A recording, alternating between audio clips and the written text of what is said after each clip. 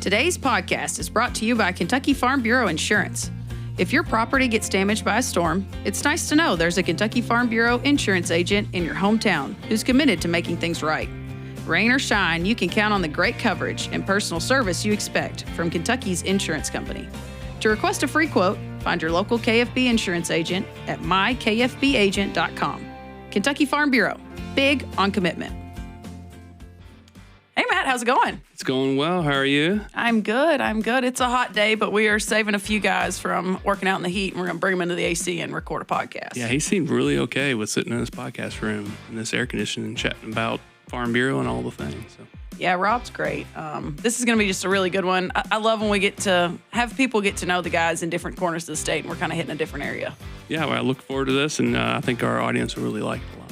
Yeah, so without further ado, I'm Renee Carrico. And I'm Matt Hilton. And this is Between the Rows.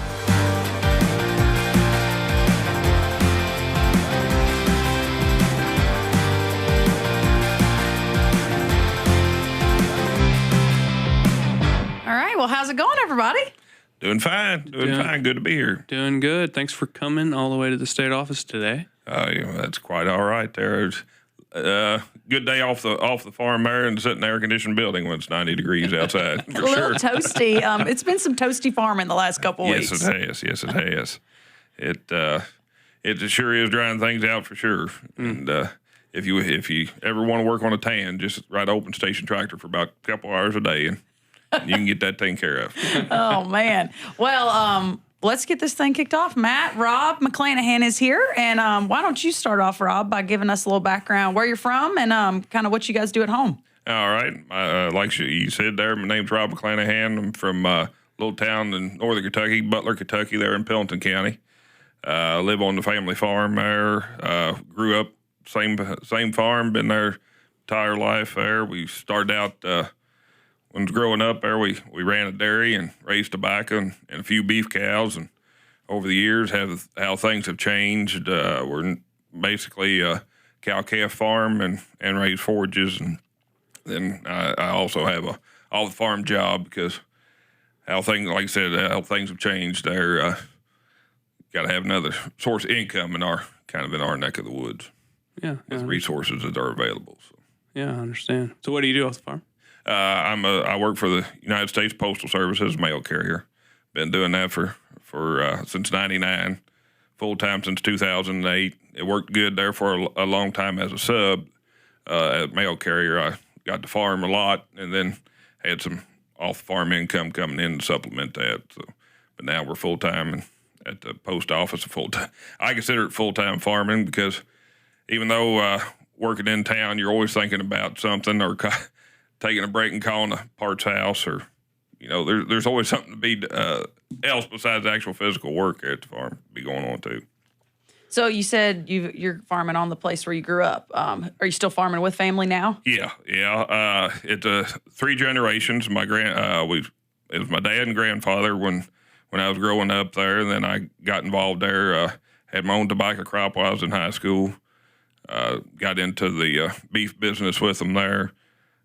We just, like I said, cow-calf operation. We background our calves up to about 500-600 pounds there, or get them ready for precondition, get them ready for stockyards there. And my grandfather has passed away in 2016, but my grandma, she's still in the business there with us.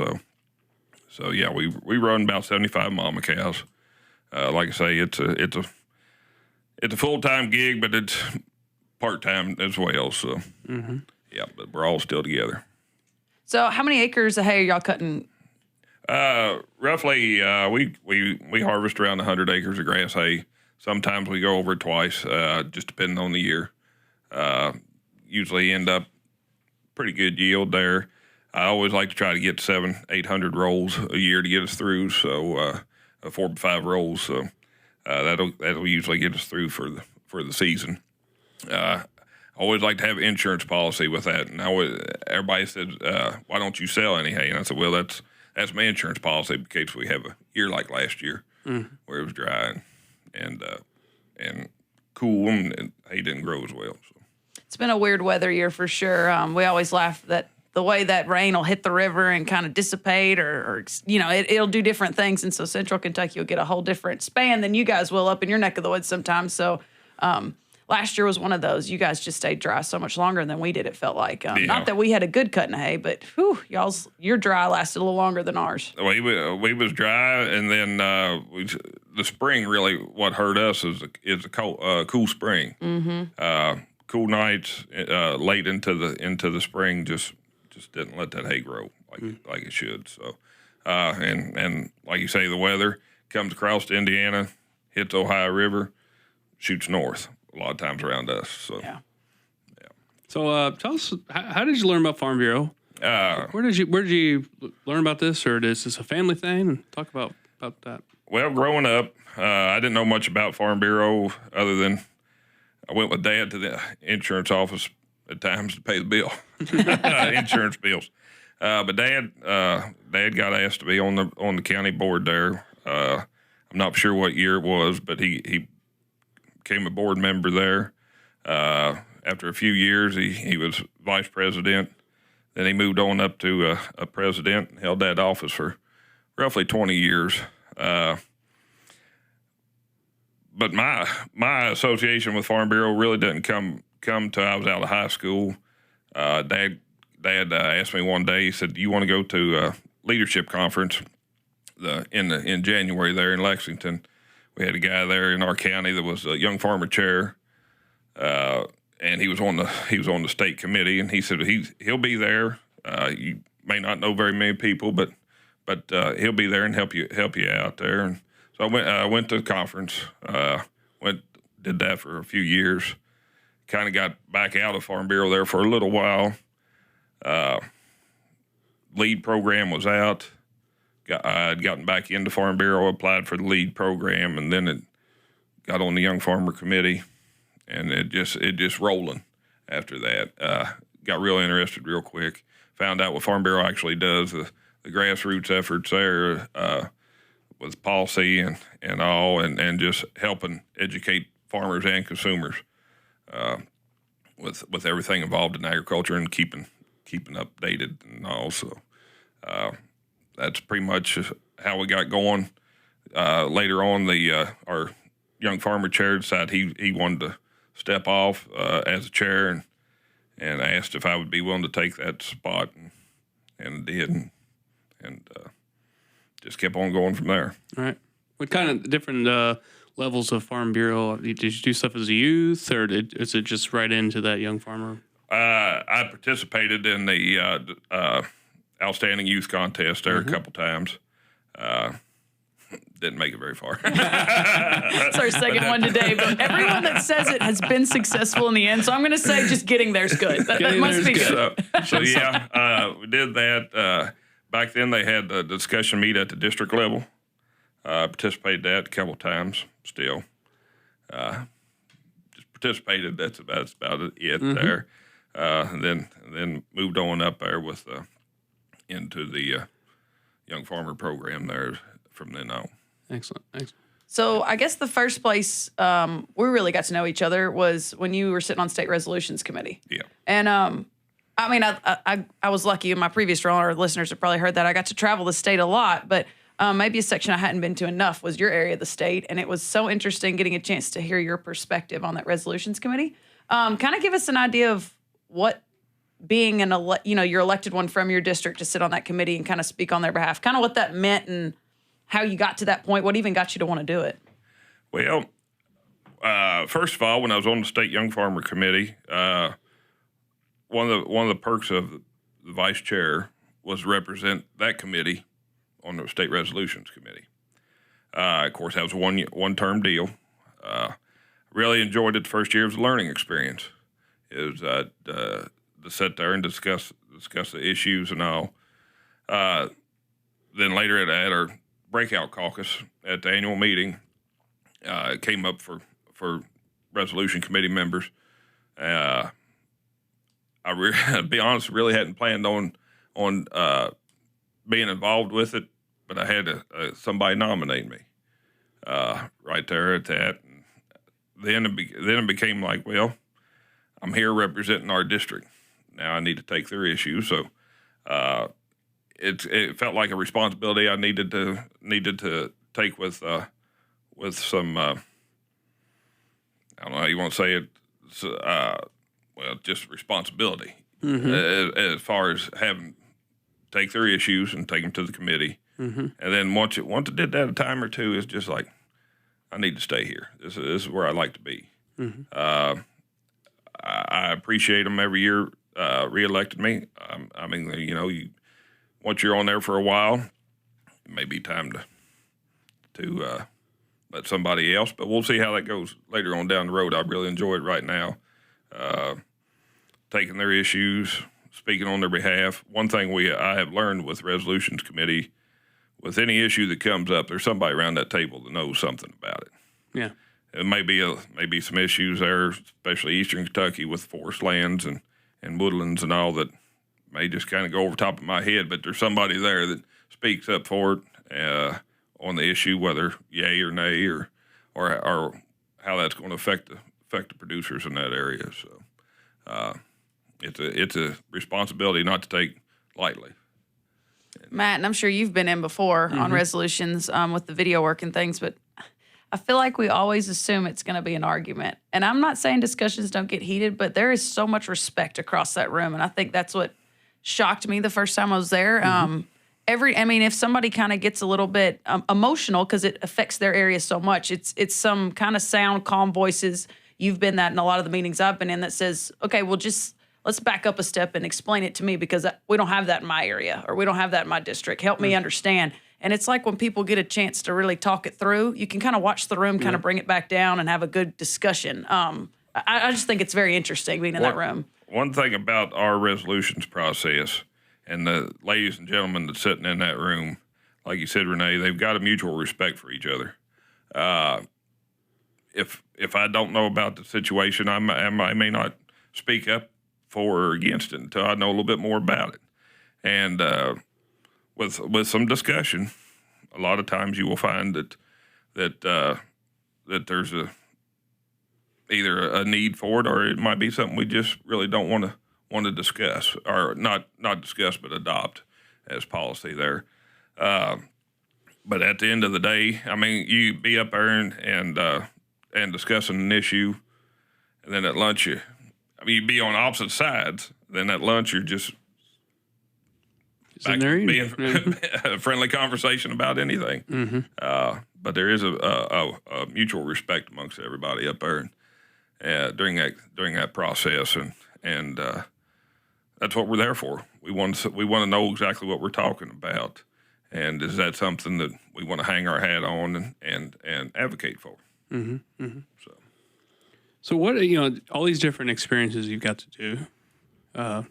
What are some things you've learned being a part of all these different Farm Bureau experiences? Obviously, experiences you've had on the farm. What are some things you've really learned about the industry and the need for advocates and those kind of types of things? Well, one thing as far as advocacy out there's a lot of people that think they know what they don't know. Right. If you know what I'm saying. When I first hear advocacy a long time ago, I would think of people out holding protest signs and more of an activist. But advocacy is promoting or caring for what you believe in, and helping promote that industry. And Farm Bureau that's what they do. They advocate for agriculture. Try to tell our story, and that's what we need more people to do, is tell your story of why you do what you do. How do you take care of your animals a certain way? Why do you add additives to your crop sprays or whatever? So one thing about Farm Bureau, especially with our policies that we have, and trying to educate the consumer. If we didn't have that, we'd be in a lot worse shape than what we are. We've got plenty of people, celebrities and all, that want to get that notoriety for being one that speaks out against something, but they have no idea what they're speaking out against. So groups like Farm Bureau, we are the voice of agriculture. And literally that, where we advocate for our producers. I love how simplified people like to tell people what they know that they really don't know much about. I mean, that's so simple. That's exactly what happens. And so I think that ties in really well with Gen Bridge. Explain to us kind of what is Generation Bridge?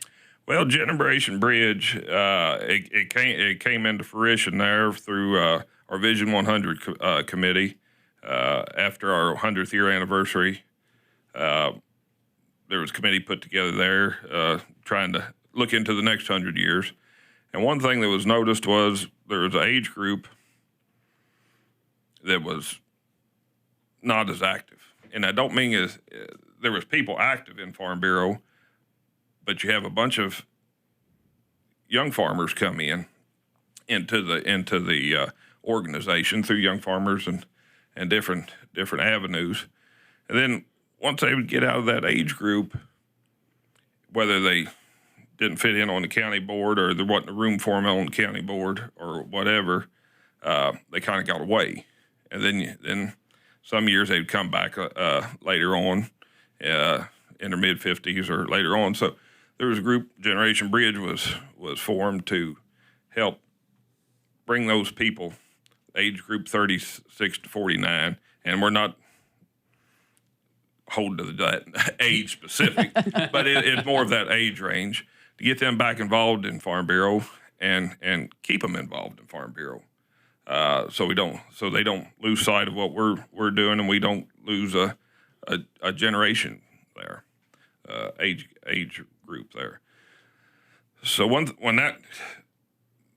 this program was formed, the committee members of the first Generation Bridge Committee decided that advocacy was one of the issues we wanted to talk about and wanted to be focused on.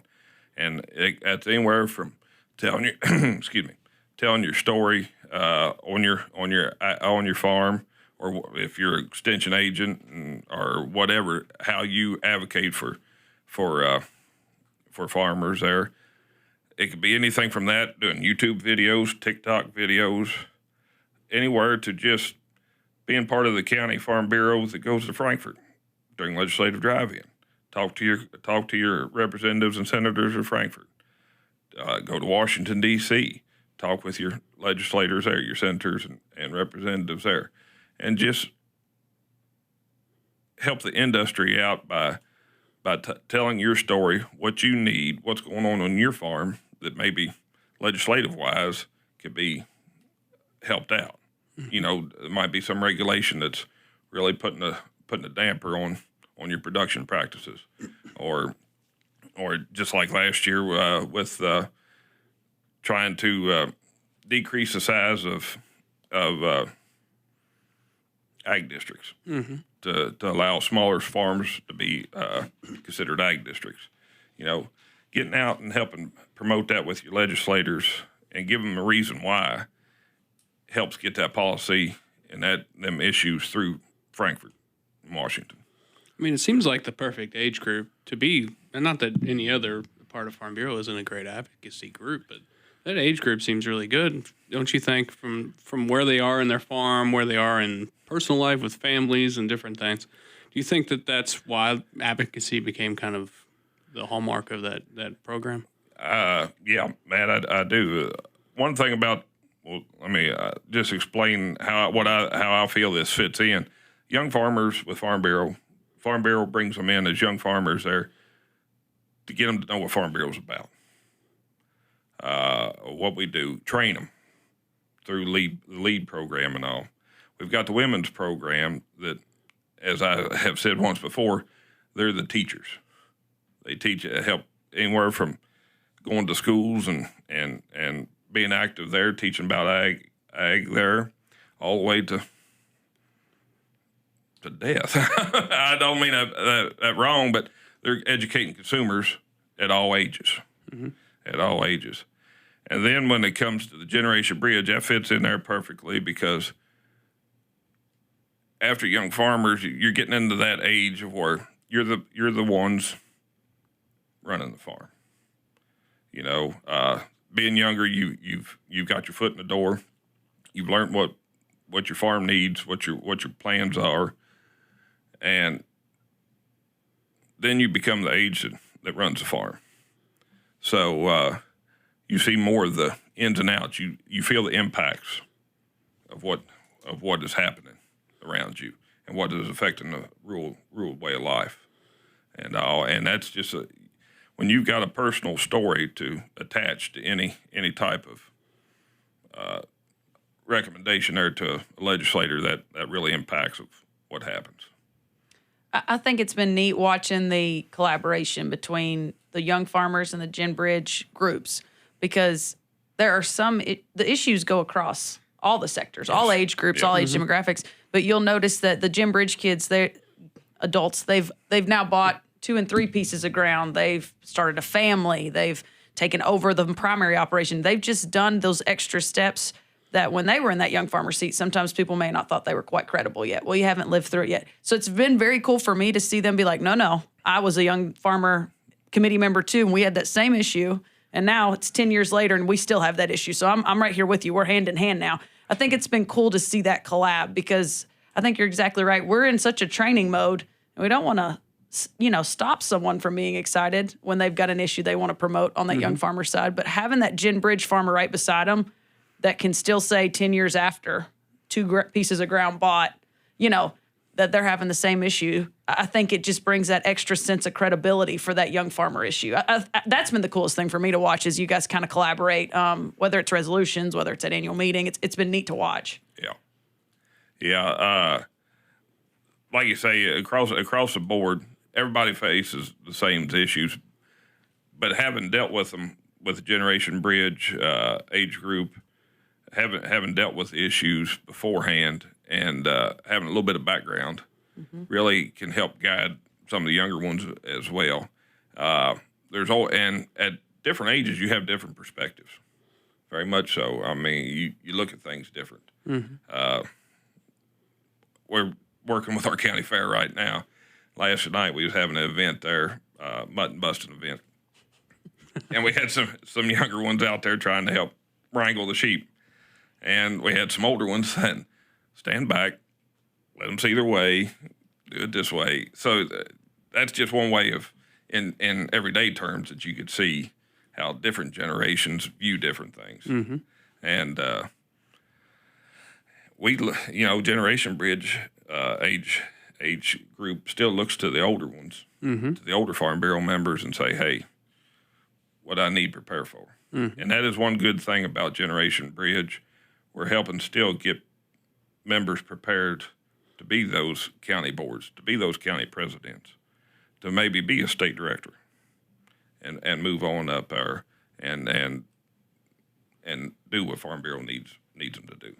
So, one thing I was wondering is, how much have you seen benefits of being a part of this program? What are some things, you obviously believe in it quite a bit, getting to be the chair, but what are some benefits that you've already seen? It's only so many years old, but what are some benefits you've seen for yourself personally, even?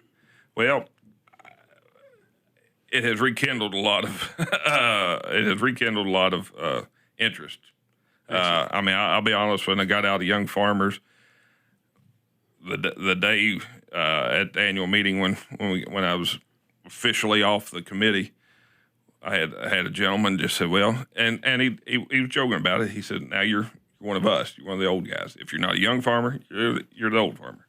So it was kind of like, well, now I just joined the general population, and which there's nothing wrong with. I've been active quite a bit in Farm Bureau there, but this committee has helped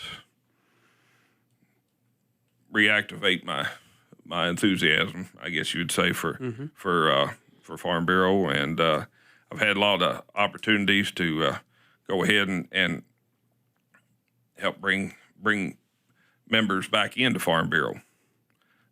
One thing about Generation Bridge Era 2 it also gives a lot of members a second chance that may not have been in the Young Farmer program. I hear constantly a lot of people say, oh, I wish I really would have gotten more active in the Young Farmers. But this gives them the opportunity to be part of that. And of course, one thing there, as it's been one of my goals since being on the committee, being appointed to the committee, was to be chairman of the committee, and all the duties that entails. So it gives me a seat on the state board of directors, which has been a awesome experience so far. It's a one-term deal, so we're enjoying that right now. I'm representing the committee the best I can, hopefully. So it's been adventurous so far. We'll just put it that way.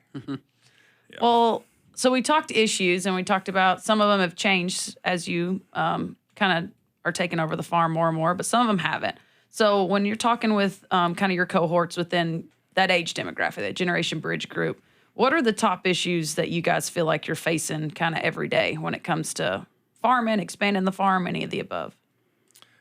Well, a lot of the things, we was always trying to get our foot in the door about being, being a member of the farm. Now we're also looking at, all right, now we're taking care of the farms, and we've got kids back home. Personally, I don't, but most everybody does. And they're looking at, how do I leave this for my children? Mm-hmm. And how do we get dad or grandpa moved into, I don't want to say out of the picture by no means, but how are we going to take over and help them retire or step down a little bit and bring our kids into it if they want to be? And one of the big issues, just like this new program that we have launched there with the state Farm Bureau, is the Farmland Transition Initiative.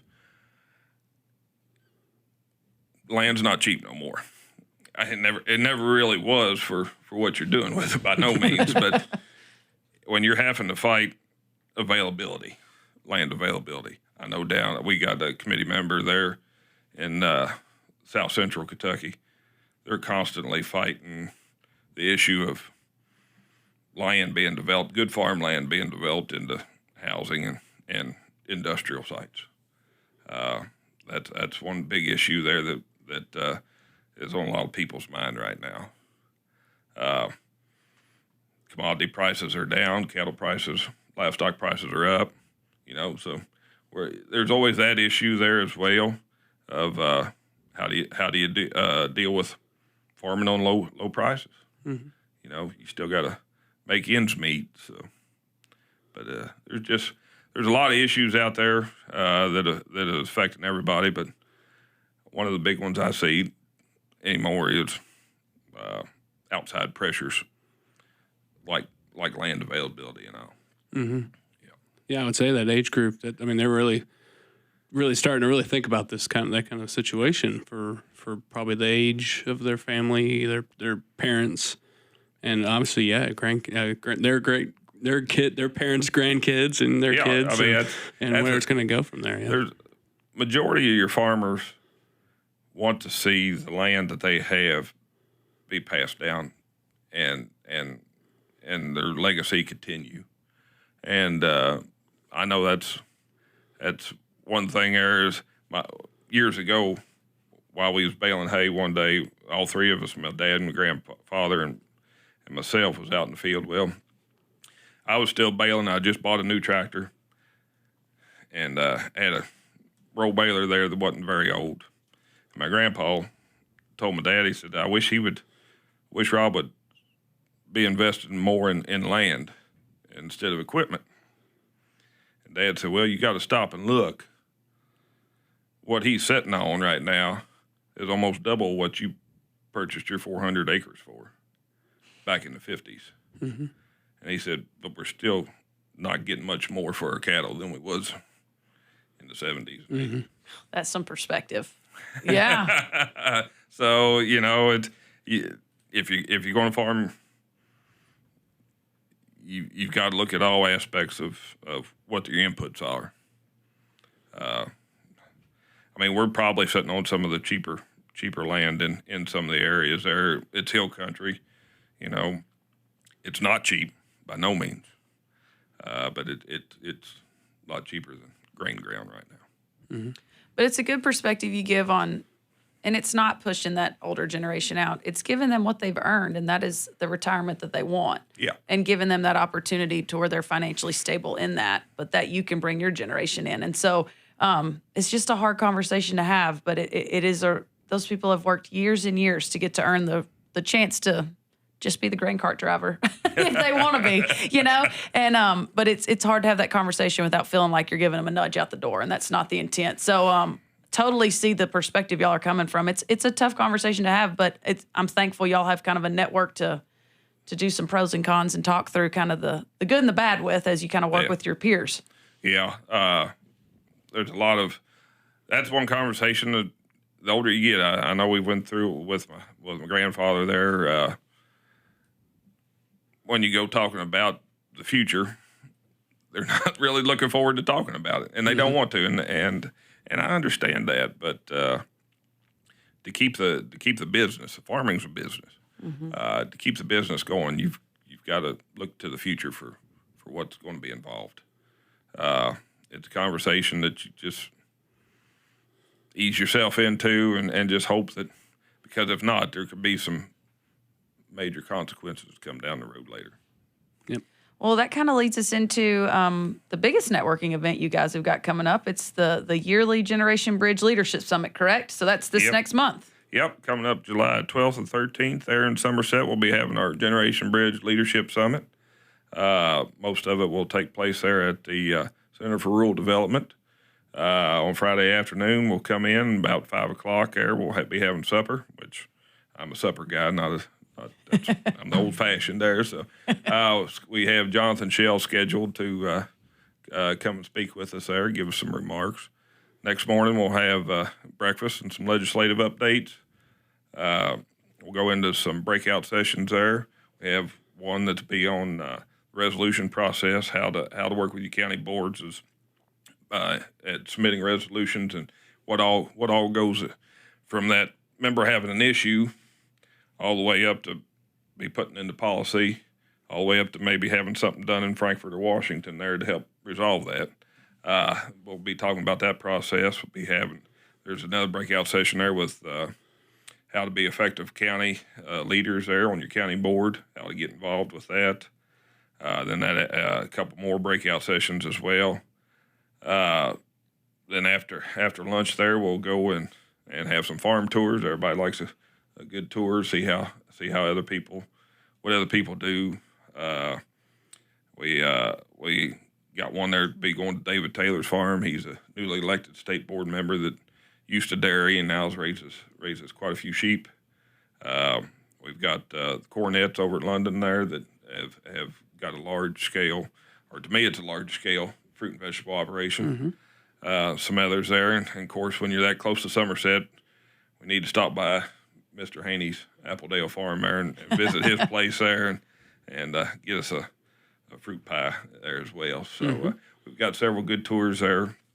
Then of course we'll kick off or we'll finish it up there Saturday evening with another supper there and a few more speakers there as well. But one of the best things about this conference is just like you said, Renee, the networking availability, talking with other members. You'd be surprised how just in conversation you'll come up with an issue that you may be having that somebody just sitting right around there talking with you has the same issue, or knows somebody that has the same issue and coming up with a solution. And a lot of people have made new friends at these events and become lifelong friends. So it's a good opportunity. We hope to have several there. If you can't make it to this year's Leadership Summit, we're already preparing for next year's Leadership Summit in Northern Kentucky. Be mid to late July. So we don't want to fast forward or rush anything, but if you can't make it this year, make sure you get that down on your calendar for next year. Excellent. I always tell people the cool part about Gen Bridge, I think, as it's growing, this is not going to be a room of 450 people. It's a little bit more intimate of a crowd. You're going to be around that 100 to 200 mark, depending on the year and depending on different events. So if a young farmer summer outing crowd used to maybe overwhelm you, or you're just new to the whole thing and you're not ready to jump in and feel like you're at annual meeting, this is a little more intimate, your age group. I think it's easier to jump table to table and meet new people, in my opinion, being at one of them before. It's a very laid back experience there. Sometimes you can get overwhelmed when you walk into a room and you see a lot of people. Being a smaller group, I know exactly what you're saying. That have in the past, like I said, I went to a lot of events by myself, and that can be intimidating. You kind of pick out somebody and you just gravitate towards them and all, but smaller groups, it's easier to just mingle. Mm-hmm. Have some little icebreaker type deals there, or introduce yourself and don't feel pressured. Mm-hmm. So it is a very laid back experience there. And like I say, we encourage anybody that's in that age group. Like, we're not going to check IDs for your age. I mean, we're not going to hold you right to that age group there. But if it sounds like something that you'd be interested in, sure, get in contact with your county. Let them know that, hey, I'd like to go to one of these leadership summits there with Generation Bridge, or get a hold of your county there, and when one rolls around, get signed up and come visit us. Come see what we're offering. Yeah, that's awesome. We will we'll put in show notes, maybe information on the summit. Kyle Kelly is y'all's staff lead, I believe. Yes, So if you ever want to bug him, he's also on the podcast this month. So you'll learn about Kyle. You've learned about Rob. Seems like a good time to get to that Generation Bridge Summit. Mm-hmm. Look forward to it. Well, I can't thank you enough, Rob. It's a warm day, and there's 100 things we could all be doing, and we chose to sit in the AC and talk on a podcast. That's fine with me. We do. We really appreciate you coming up, and appreciate your leadership on something new. You've been a part of it from the beat, and have been a big part of its success. So keep it up. I really enjoy it. I think it's something that's beneficial. Hopefully, I hope to see. I don't know if it'll be in the next few years, but I do hope to see one day this becoming an American Farm Bureau type program as well. Just we've had other states that have been interested and asked a lot of questions, so maybe this is a pilot program there that will lead on to Poland.